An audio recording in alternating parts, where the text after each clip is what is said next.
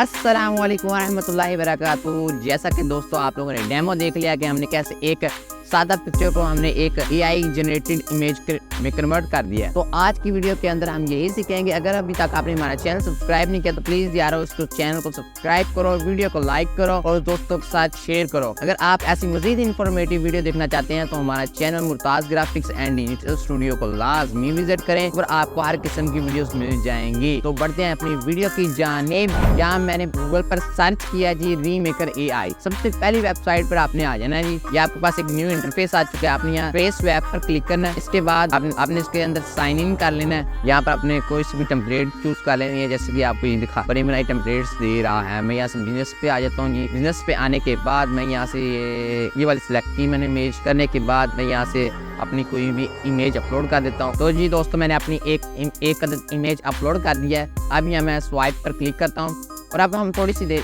Wait करेंगे। उसके बाद इंशाल्लाह हमारी एक न्यू एआई इमेज जनरेट हो जाएगी। ये फिलहाल अभी बिल्कुल फ्री चल रही है वेबसाइट।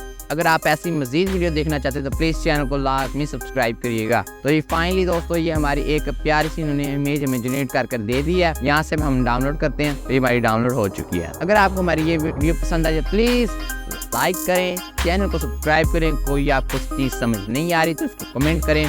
अल्लाह हाफिज़।